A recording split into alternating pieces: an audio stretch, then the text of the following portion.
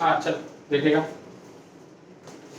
तो ये आपका शुरू हो रहा है इंटीग्रल कैलकुलस। इंटीग्रल कैलकुलस में क्या क्या पढ़ना है बताते हैं। सबसे पहले हम पढ़ेंगे डेफिनेट इंटीग्रेशन, फिर पढ़ेंगे डेफिनेट इंटीग्रेशन, और फिर उसके एप्लीकेशन यानी एरिया बाउंडेड बाय रीजन जिसको कर्व ट्रेसिंग बोलेंगे, और फिर क्या पढ़ेंगे डिफरेंशियल इक्वेशन। ठीक है, तो सबसे पहले हम क्या पढ़ेंगे बच्चे इसमें इनडेफिनिट इंटीग्रेशन। क्या पढ़ेंगे? Indefinite integration. बातें नहीं, इनडेफिनिट इंटीग्रल्स या इंटीग्रेशन जो भी आप बोलना चाहें। अब इनडेफिनिट इंटीग्रेशन की कहानी क्या है समझना पहले, फिर इसको हम और एक्सप्लेन करने की कोशिश करते हैं। बेसिकली जब हम डेरिवेशन यानी डेरिवेशन कर रहे हैं, डेरिवेटिव निकालते हैं, डिफरेंशिएशन जब हम करते हैं, तो डिफरेंशिएशन का जो रिजल्ट आता है उसका अगर हम इंटीग्रेशन कर दें तो फिर से हमें क्या मिल जाता है? वही फंक्शन। फिर से क्या मिल जाता है? जैसे मान ले कि आपके पास dy by dx या dy by dx का आसानी से लिख दे कि f dash x, क्या बच्चे? वो मान ले sin x का कितना होता है? cos x होता है। कितना हो जाता है भैया? f of x अगर लेगा तो यहाँ पे sin x है, मान क्या मान ले? तो f dash x कितना आएगा? ठीक है, कहता है कि इसी का फिर से अगर इंटीग्रेशन कर दें cos x का किसके रिस्पेक्ट में? dx के रिस्पेक्ट में, तब ये फिर से हमें वही फंक्शन यानी sin x दे देगा और प्लस का एक इंटीग्रेटिंग कांस्टेंट c। क्या बात समझ पा रहे हैं? यानी एक तरीके से इसको ध्यान से देखेगा तो इनडेफिनिट इंटीग्रेशन को आप एंटी डेरिवेटिव भी बोल सकते हो। क्या बोल सकते हो? Anti derivative. क्या ये बात समझ में आ रही है कि जो आप डेरिवेटिव निकाल रहे हो उसका अगर इंटीग्रेशन कर देते हो तो फिर क्या मिल रहा है तुम्हें? फंक्शन ही मिल रहा है। अरे हाँ या ना बोल, समझ आ रहा है? यानी एक तरीके से इस एंटी डेरिवेटिव है, यानी जब भी कोई रिजल्ट हमारे पास होगा उसका मतलब f dash x होगा, उसका जब हम इंटीग्रेशन करेंगे तो हमें क्या मिल जाएगा? f of x मिल जाएगा। समझ रहा है? कोई कंफ्यूजन है? समझ। इसमें अब इसका डेफिनेशन अगर लिखे तो कहता है कि integration of f of x dx, क्या बच्चे? Integration of f of x, ये मान लो कि ये बराबर है f of x plus c के। किसके बराबर है? f of x plus c के। when, कब ऐसा होगा? when जब हम dy by dx किए होंगे किसका बच्चे? f of कैपिटल F का। ठीक है, जब हमने किसका डिफरेंशिएशन किया होगा? कैपिटल F प्लस c भी लगा दे, तब इसका डिफरेंशिएशन जब किया होगा तो हमें क्या मिला होगा? f of x में क्या मिला होगा? क्या ये बात समझ आ रहा है?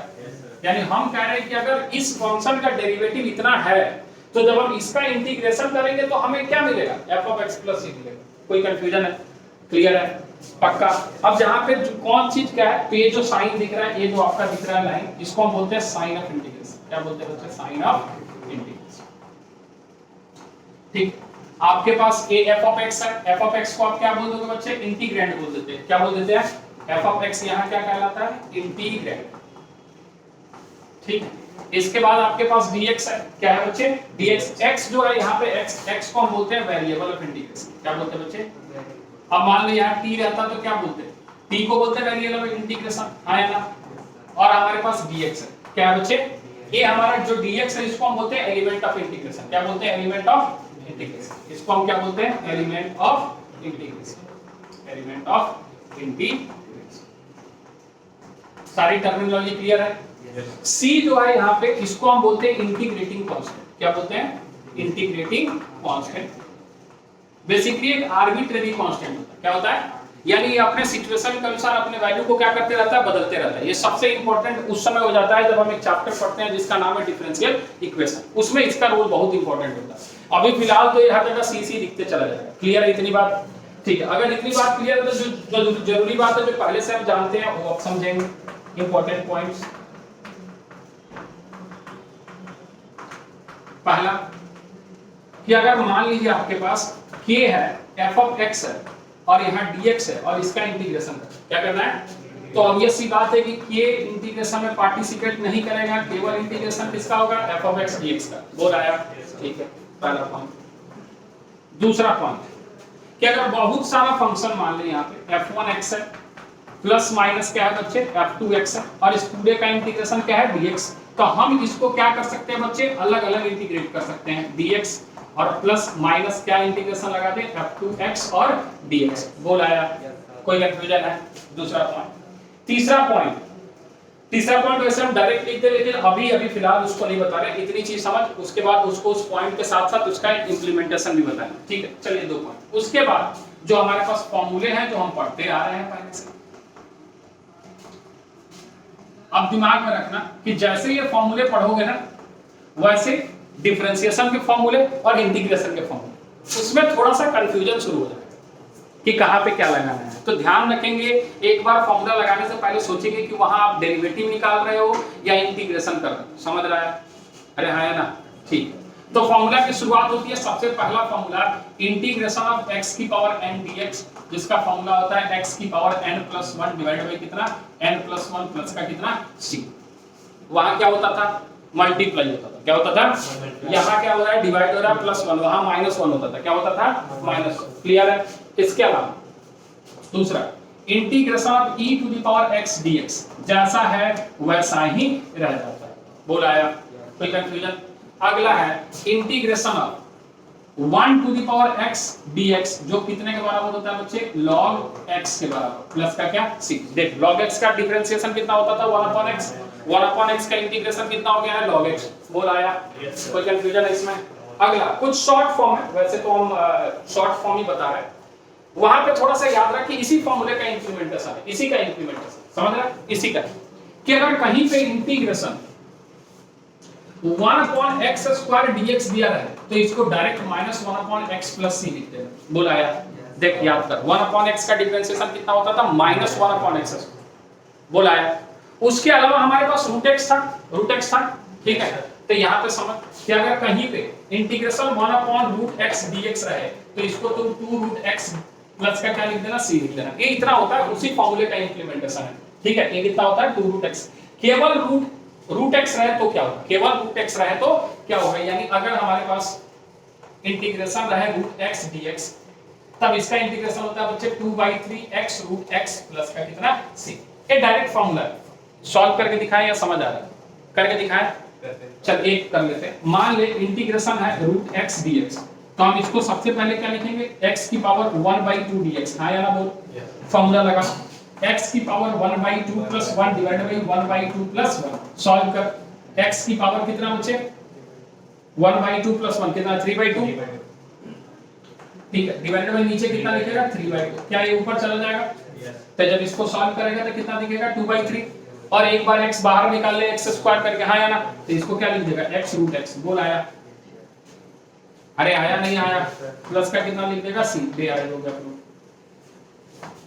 क्लियर है? अच्छा,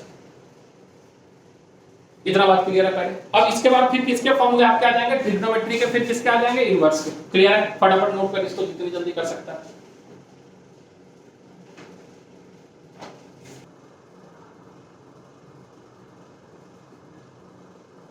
चल बाकी फॉर्मूले भी देखते रहे।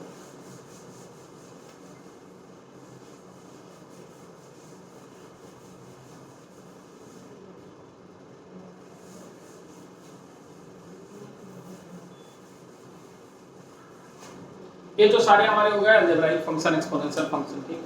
अब मान ले ट्रिग्नोमेट्रिक फंक्शन है। क्या है बच्चे? ट्रिग्नोमेट्रिक फंक्शन देखेगा। थोड़ा सा फॉर्मूला याद होगा डेरिवेटिव का। तो sin x का डिफरेंशिएशन कितना होता था? cos x। तो cos x का इंटीग्रेशन कितना होगा? cos x का इंटीग्रेशन कितना होगा बच्चे? sin x। क्या होगा बच्चे? sin x। और प्लस क्या लगा देगा यहाँ? c। बोला है? उसी तरीके से अगर इंटीग्रेशन ऑफ अगर हमसे कोई sin x पूछता है तो हम इसको बोलेंगे -cos x प्लस का c। आया? क्योंकि sin x का डिफरेंशिएशन जो होता था cos x होता था, लेकिन cos x का डिफरेंशिएशन -sin x होता था, तो वो माइनस इधर चला गया। आया ना? ठीक। उसके अलावा याद कर थोड़ा सा, sec x का डिफरेंशिएशन कितना होता था? sec x tan x। sec x का कितना होता था? या फिर tan x का डिफरेंशिएशन कितना होता था? sec x पर। तो लिखते पहले कि sec स्क्वायर x का इंटीग्रेशन कितना आएगा बच्चे? tan x प्लस का c। बोला आया? उसी तरीके से cosec स्क्वायर, किसका? cosec स्क्वायर x का इंटीग्रेशन जो आएगा बच्चे वो आएगा माइनस का cot x प्लस का c। क्या इमेजिन कर पा रहा है? cot x का डिफरेंशिएशन कितना था? Minus cosec square x। तो cosec स्क्वायर x का इंटीग्रेशन क्या हो जाएगा? cot x। बोला आया माइनस का। उसके अलावा जैसा अभी तुमने बोला कि sec x का डिफरेंशिएशन क्या था? sec x tan x था। तो यहाँ इंटीग्रेशन ऑफ किसका बच्चे? sec x डॉट किसका? tan x का क्या हो जाएगा? sec ऑफ x प्लस का कितना? c। बोला आया? उसी तरीके से अगर हमारे पास इंटीग्रेशन रहे cosec x डॉट किसका? cot x का, तो इसका क्या हो जाएगा बच्चे माइनस का cosec x प्लस का कितना c। कोई कंफ्यूजन है इसमें? क्लियर है? पक्का?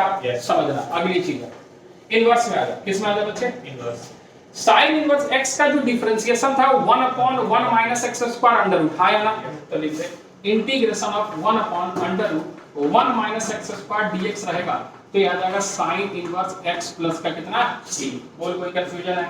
क्लियर है इसमें? कंडीशन तो याद रहेगा ना, इनवर्स वाला कंडीशन। हां बोल। हाँ c हर में रहेगा, जब तक इंडेफिनिट रहेगा उसमें c रहेगा। क्यों रहेगा समझ। बेसिकली इंटीग्रेशन का हम इस्तेमाल क्यों करते हैं?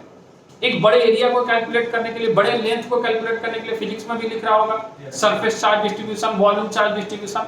तो क्या है कि अभी एग्जैक्टली इंडेफिनिट में हमें पता नहीं है कि हमें किस पॉइंट से किस पॉइंट तक जाना है। जैसे अगर हम बोल दें कि हमें पॉइंट ए से बी में जाना है, तो एग्जैक्टली हमें पता है ना कि ए से लेकर बी में, तो वहां कोई एरर का चांस है नहीं। यहाँ सी जो है वो जो भी एरर्स या जो भी कमी होगा ना उसको एडजस्ट करने के लिए सी है कि हमें नहीं पता ना, हम बोल रहे हैं कि एक बड़ा सा सरफेस है, मान लिया बॉडी है, यहाँ एक छोटा सा एलिमेंट dx ले लिया, क्या ले लिया?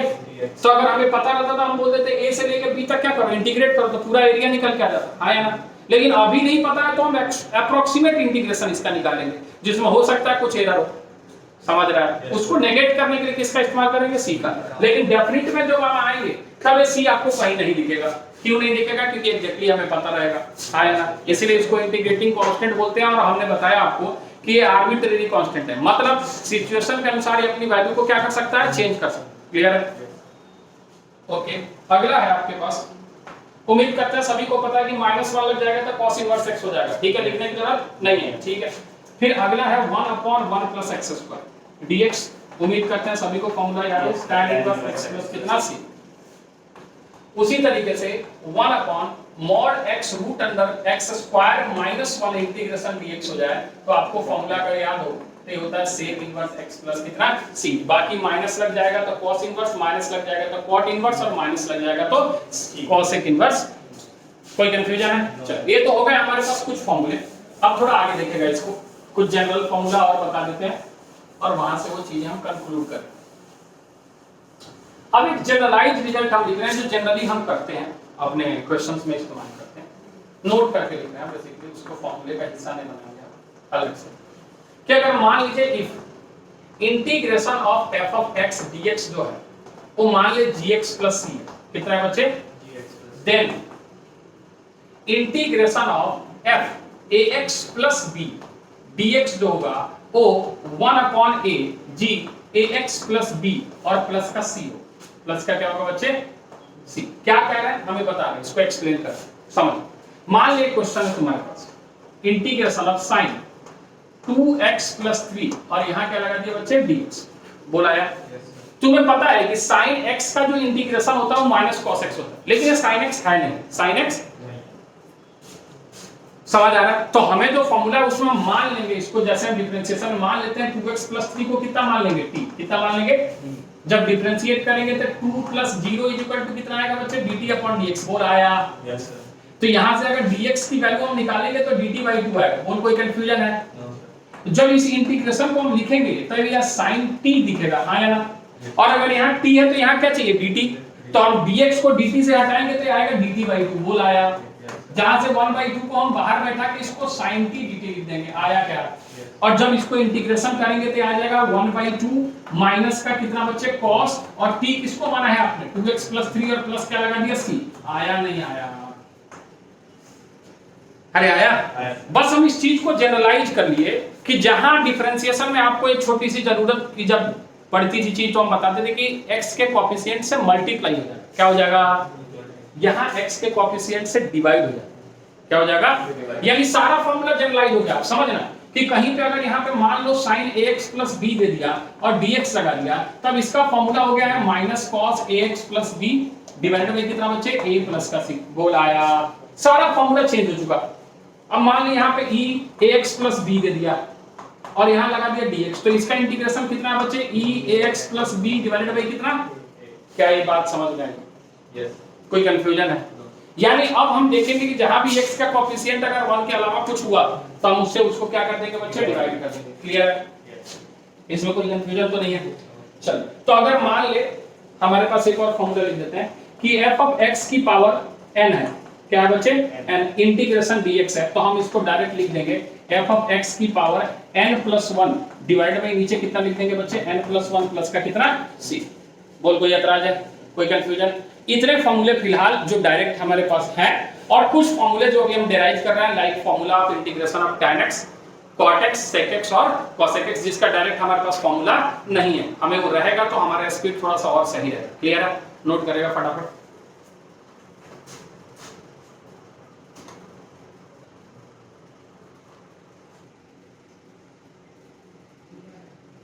चल ठीक है, ये सारे फॉर्मूले तो दिमाग में आ गए होंगे अब थोड़े थोड़े।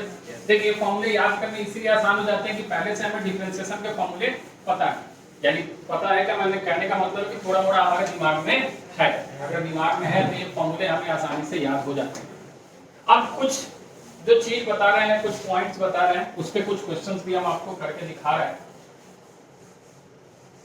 और उसके बाद कुछ फॉर्मूले भी हम आपके लिए डिराइव कर देते हैं।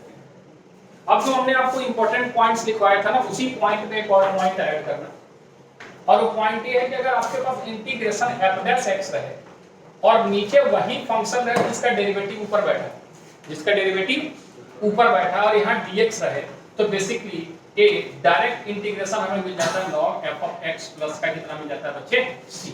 ये और कुछ नहीं, देख हम तुम्हें इमेजिन करके दिखा रहे हैं, ऐसे बस हमने लिख दिया ऐसे दिखने के लिए, कि अगर नीचे का डेरिवेटिव ऊपर बैठा है, नीचे का डेरिवेटिव, तो जब हम इसको t मानेंगे तो ऊपर वाला क्या हो जाएगा, कैंसिल आउट हो जाएगा। एक क्वेश्चन करके दिखा, एक क्वेश्चन कर। फॉर एग्जांपल मान ले हमारे पास ऊपर दिया है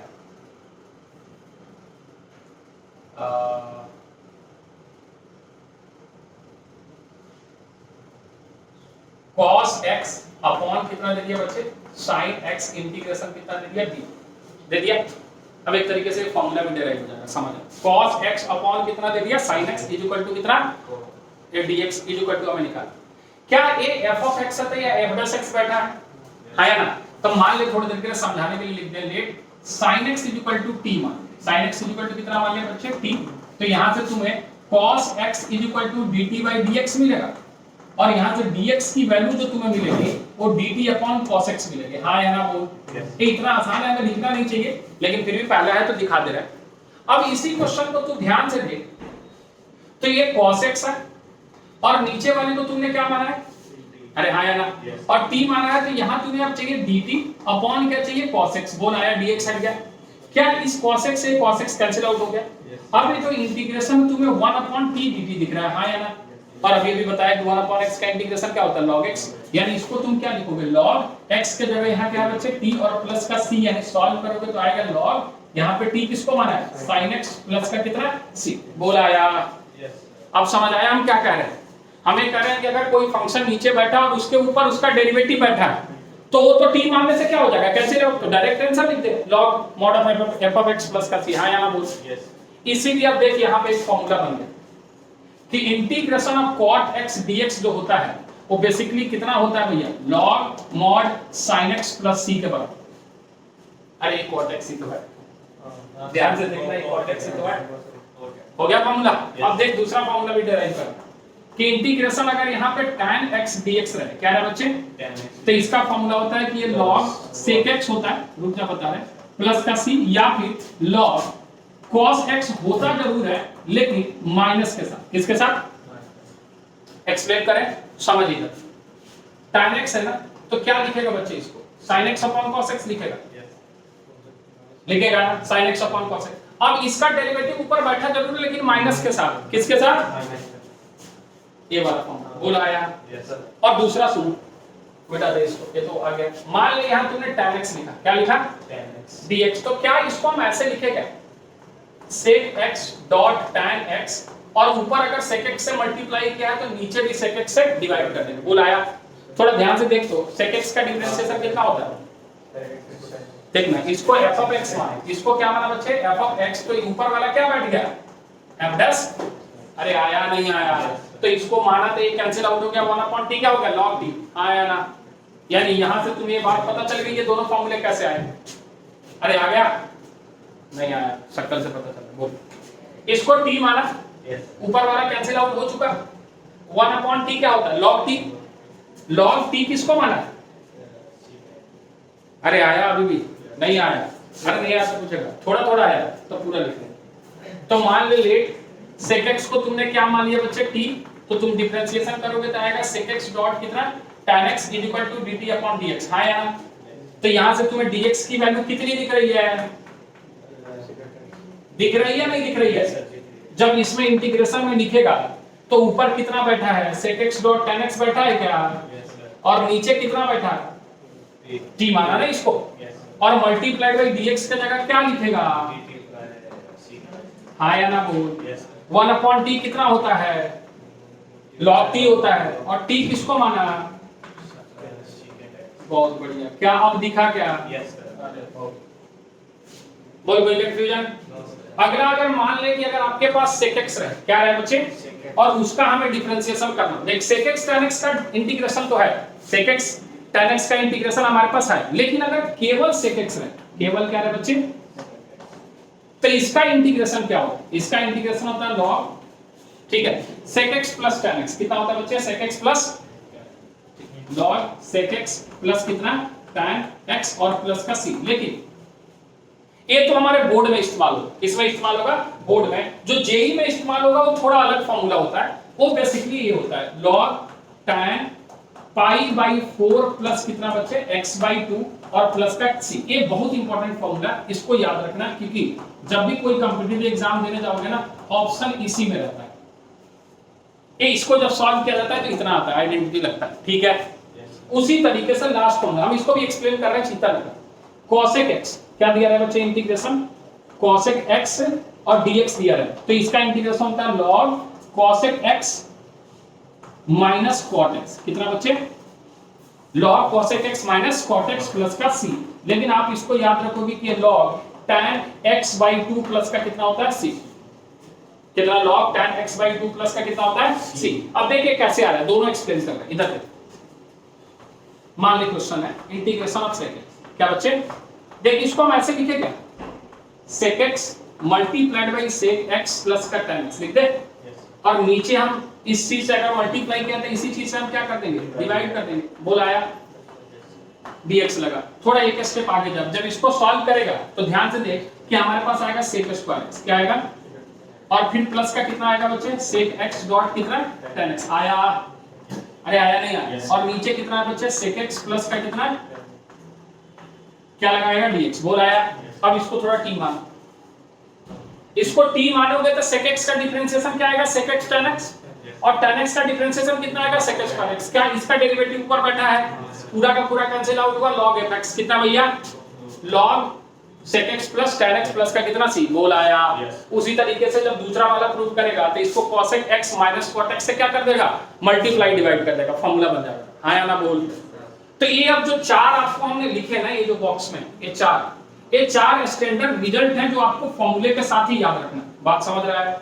यानी अब आपको याद रहना चाहिए कि हमारे पास tan x का जो इंटीग्रेशन है वो log sec x या माइनस log cos x होता है, cot x का जो इंटीग्रेशन है वो log sin x होता है, sec x का जो इंटीग्रेशन है वो log sec x plus tan x होता है, या log tan pi by 4 plus x by 2 होता है, या फिर cosec x का जो इंटीग्रेशन होता है log कितना होता है भैया? cosec x minus cot x, या फिर log tan x by 2। अब ये चार फॉर्मूले उस फॉर्मूले के साथ जो अभी sin cos tan का जो फॉर्मूला पढ़ा उसी के साथ ये फॉर्मूले भी क्या होने चाहिए? याद होने चाहिए। बोल आया?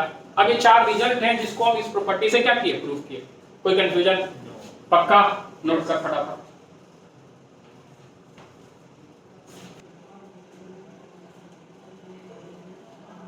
चल ठीक है, अब इसी पे कुछ क्वेश्चन आपको हम बताते हैं ताकि ये सारी चीजें क्लियर हो जाए।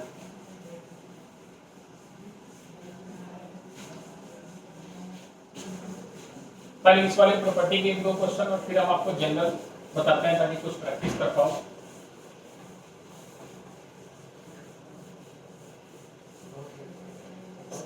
जैसे मान ले आपके पास एक क्वेश्चन है डायरेक्ट, ये जो प्रॉपर्टी बताई कि नीचे f of x है और उसके ऊपर क्या रहे आपका f plus x रहता है, आंसर सीधे क्या हो जाता है? log या ln f of x हो जाता है। ठीक है, जैसे मान ले क्वेश्चन आपके पास इंटीग्रेशन x की पावर मान ले 3 है और डिवाइड बाई 1 प्लस x की पावर 4 दे दिया। क्या दे दिया? 1 प्लस x की पावर 4। हमारे पास है यहाँ क्या लगा दिया, dx लगा दिया। क्या लगा दिया बच्चे, dx। तो ये बात तो तय है, थोड़ा सोचना कि जब हम अगर इसको t मानेंगे तो ये 0 हो जाएगा, ये 4x क्यूब आएगा। क्या आएगा, लेकिन ऊपर तो केवल x क्यूब है, केवल क्या है, तो एक काम करेंगे 4 से मल्टीप्लाई 4 से डिवाइड कर देगा। क्या कोई कंफ्यूजन है? यानी अब इसको ध्यान से देखेगा तो ये 1/4 4x cube divide by 1 plus x की पावर 4 dx दिखेगा, हाँ या ना? तो ध्यान से देख, a वाला अगर f ऑफ x है तो इसके ऊपर ये क्या बैठा है, तो ये आंसर क्या तुम्हें सीधे सीधे 1/4 log 1 प्लस x की पावर 4 प्लस c दिख रहा है। क्या बोला आया? उसी तरीके से मान ले क्वेश्चन कुछ ऐसा है, e to the power x minus e to the power minus x divided by e to the power x plus e to the power minus x dx। बोला आया?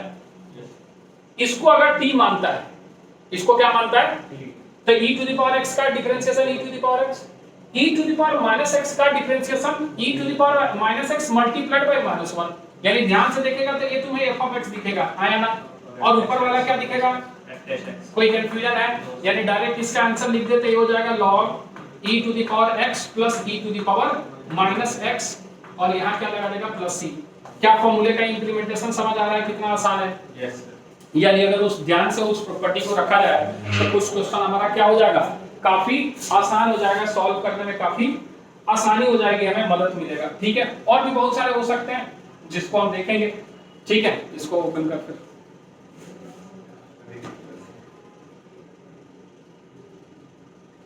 ठीक है, अब कुछ बेसिक क्वेश्चन जो आपके बुक्स में मिलेंगे उसको हम देख लेते हैं। जैसे मान लो क्वेश्चन दिया इंटीग्रेशन cos 3x dx, बोल निहायत ही आसान है। सीधे क्या लिख देंगे बच्चे, sin 3x divide by 3 plus का c, हाँ या ना? बोल। अभी बताया था कि x कोएफिशिएंट से क्या हो जाता है, डिवाइड हो जाता है। कोई कंफ्यूजन?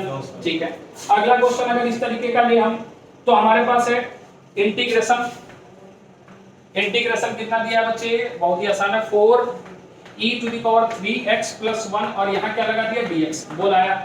देख सीधा सीधा दिख रहा है, 4 तो बाहर बैठ जाएगा। ठीक है, e to the power x का e to the power x और फिर 3 से इसको क्या कर दिया, डिवाइड। बोला आया? और प्लस 1 का इंटीग्रेशन केवल क्या हो जाएगा, x प्लस का c, हाँ या ना? नहीं जानता तो जान ले, इंटीग्रेशन ऑफ dx यानी 1 dx जो होता है वो x प्लस c होता है। क्या होता है, x प्लस c।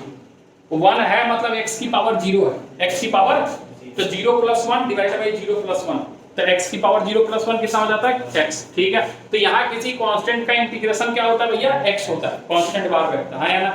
चल ठीक है, ये समझ में आया, क्लियर है? ठीक है, अगर मान ले अगला क्वेश्चन कुछ इस तरीके का हो, x cube plus 3x plus 4, x cube plus का 3x प्लस का 4 डिवाइडेड बाई नीचे दे दिया रूट x और यहाँ लगा दिया dx।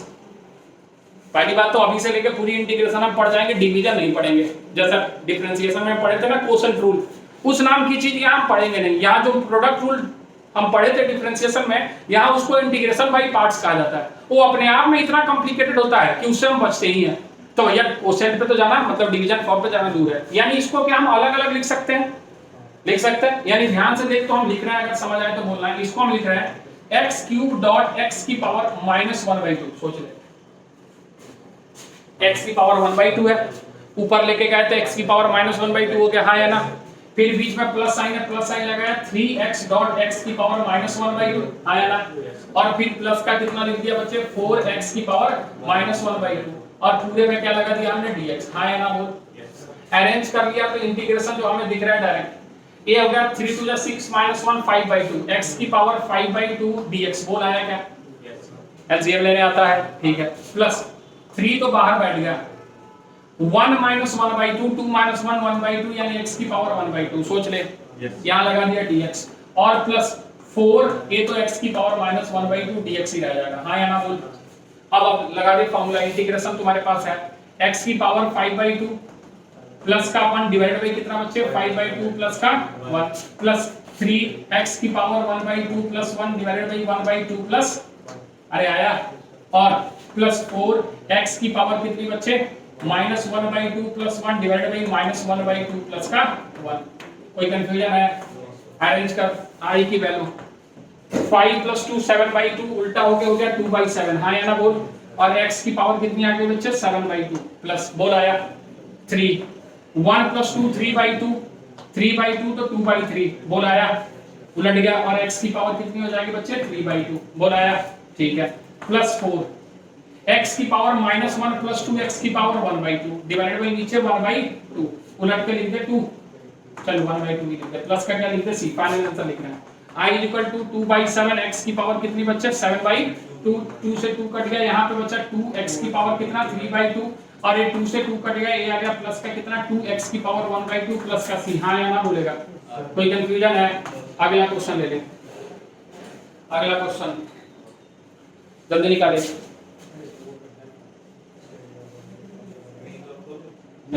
लास्ट अगला क्वेश्चन है आपके पास 2 - 3 sin x, कितना बचे 2 - 3 sin x divided by cos square x, divided by कितना बचे cos स्क्वायर x dx। फिर से वही बात कि भैया हमारे पास डिवीजन नाम की चीज तो है नहीं, तो हम अरेंज करने की कोशिश करेंगे। तो क्या हम इसको ऐसे लिखे क्या 2/cos स्क्वायर x लिख दे, 2/cos square x minus 3 dx लगा देते हैं, माइनस 3 बाहर कर दिया, 3 क्या कर दिया बाहर, sin x अपॉन कितना लिख दिया बच्चे cos स्क्वायर x dx। हाँ यहाँ बोल, इसका तो कोई फॉर्मूला नहीं है, ऊपर लेके गए तो ध्यान देना, a बन जाएगा 2 sec स्क्वायर x।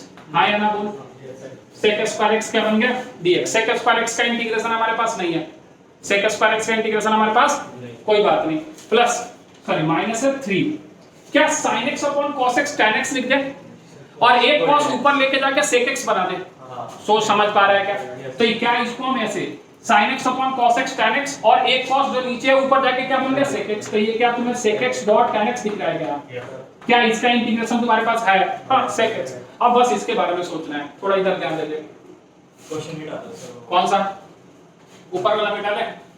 नहीं ध्यान दे, ठीक फर्स्ट वाला मिटा दो, चल इधर देख ले, इधर इधर ठीक है। अब देख इस sec स्क्वायर x का इंटीग्रेशन हमारे पास नहीं है, तो हम इसको क्या I = 2 1 plus tan square x लिख सकते हैं कि tan स्क्वायर x का डिफरेंशिएशन हमारे sec स्क्वायर का सॉरी tan x का इंटीग्रेशन कितना था, सॉरी tan x का डिफरेंशिएशन कितना था sec स्क्वायर x का इंटीग्रेशन है हमारे पास, फॉर्मूला चेक कर जल्दी। tan x का कितना है, tan x का डिफरेंशिएशन कितना होता है sec स्क्वायर x और sec स्क्वायर x का इंटीग्रेशन कितना होगा tan x होगा या नहीं होगा, लिखवाया ना फॉर्मूला। हाँ तो डायरेक्ट करना, फिर क्या जरूरत है? हाँ या ना बोल। तो इसका इंटीग्रेशन कितना आ जाएगा बच्चे tan x कितना आ जाएगा, तो 2 tan x लिख दे इसको, हाँ या ना बोल, और माइनस ये अभी बताया कितना हो जाएगा sec x tan x का sec x, तो ये कितना आ जाएगा 3 sec x और प्लस का कितना c, ले ये आ गया इंटीग्रेशन। बोल आया? ऐसे आसान क्वेश्चन आपको मिलेंगे फिलहाल तो, ठीक है। कोई कंफ्यूजन है? अरे इसमें कोई कंफ्यूजन है तो पूछ ले, क्लियर है पक्का? अच्छा अगर मान ले यहाँ tan स्क्वायर x आता, क्या आता, तो हम क्या करते हैं, तो tan स्क्वायर x को हम क्या लिख देते, sec स्क्वायर x माइनस 1 क्या लिख देते, identity 1 plus tan square x equal to क्या होता है sec square x, 1 plus tan square x equal to क्या होता है, तो अगर केवल tan स्क्वायर रहेगा तो sec square x minus 1। Sir क्यों लिखा, क्योंकि sec स्क्वायर x का हमारे पास इंटीग्रेशन और 1 का भी हमारे पास इंटीग्रेशन। क्या समझ पा रहा है? यानी अगर ये क्वेश्चन यही चिपका दे कि केवल अगर यहाँ पे tan स्क्वायर x dx का इंटीग्रेशन दे दे तो हम इसको क्या लिखेंगे sec square x minus 1 dx। आया ना बोल, आया? और sec स्क्वायर x का इंटीग्रेशन कितना होता है और 1 का कितना, ले आया? कोई कंफ्यूजन है क्या, क्लियर है पक्का? तो ये आपका बेसिक फॉर्मूला है और उस पे कुछ क्वेश्चंस जो हमने बताए। इसके बाद हम आपको मेथड ऑफ इंटीग्रेशन की तरफ लेके चलेंगे, जिसमें हम लोग पढ़ेंगे integration by substitution, special integral, some more special integrals, integration by parts और integration using partial fraction method and some special types और some special forms of integration. Clear है? कोई कंफ्यूजन है? नहीं? सब नोट कर फटाफट, मिलते हैं अब अगली क्लास में, ठीक है? आज